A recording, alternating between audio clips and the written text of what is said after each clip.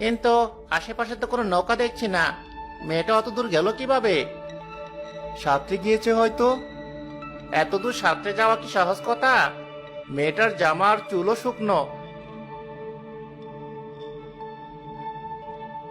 মনে পড়েছে, এই মেয়েটাই সে মেয়ে নয় তো? কোন মেয়ে?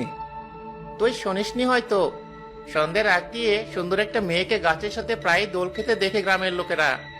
তো কি হয়েছে? সবাই বলে এই মেয়ে সাধারণ কোনো মেয়ে নয়, পিশাচিনী। কেউ যদি ভুলেও মেয়েটার কাছে যায়, মেয়েটা নাকি তাদেরকে পানিতে চুবিয়ে মেরে ফেলে। কি যে বলিস না, আমি এসবে বিশ্বাস করি না। তুই নিজে কোনোদিন গিয়েছিল ওই মেয়েটার কাছে? আমার মাথা খারাপ হয়েছে তো যে ওর কাছে যাব। কেন যে এই সময় হাওড়ে আসতে গেলাম? দেখ, মেয়েটা ওর দোলনা থামিয়ে আমাদের দিকে তাকিয়ে আছে। তুই আরেকটা বইটা নিয়ে নৌকাটা দ্রুত চালানো শুরু কর। ওই পিশাচিনী একবার আমাদেরকে ধরে ফেলে আর রক্ষে নেই। রাজু আর আবির দুজন দ্রুত নৌকা চালিয়ে তাদের বাড়ি পৌঁছালো।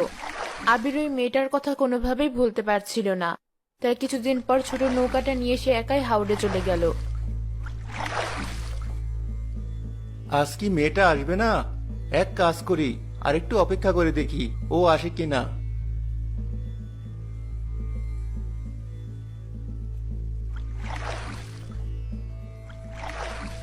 আবির না, সন্ধ্যাবেলা এখানে বলে ঝিমোচ্ছ কেন?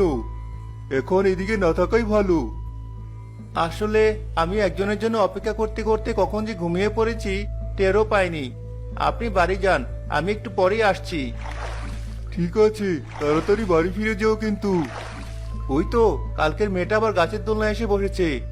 ঘুমের জন্য মেয়েটা কখন কোন দিক দিয়ে এসেছে কিছুই টের পাইনি। মেয়েটা চলে যাওয়ার আগেই নৌকাটা নিয়ে ওর কাছে যাই। তুমি না আমাকে দেখে কাল ভয় পালিয়েছিলে, আজ আবার এত সাহস কোথা থেকে আসলো তোমার যে একা একাই আমার সাথে দেখা করতে চলে এলে? না মানে, আমি আসলে সেদিন পালাতে চাইনি। আমার বন্ধু বলেছিল তুমি একটা পিশাচিনী, তাই আমাকে নিয়ে এখান থেকে চলে গিয়েছিল। শুধু তোমার বন্ধু নয়, এই গ্রামের সবাই আমাকে তাই বলে। তুমি কি তোমার বন্ধুর কথা বিশ্বাস করেছো? না, গ্রামের মানুষদের মনে কুসংস্কার বেশি।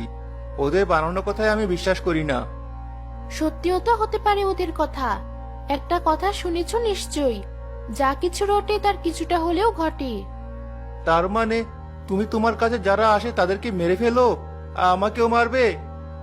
অনেকদিন আগে তোমার মতো একজন কৌতূহলী মানুষ আমার সাথে দেখা করতে এসেছিল। সেখান থেকে ফেরার পথে হঠাৎ অনেক ঝড় শুরু হয়, ফলে তার নৌকাটা ডুবে গিয়ে সে মারা যায়। তখন থেকে পুরো গ্রামে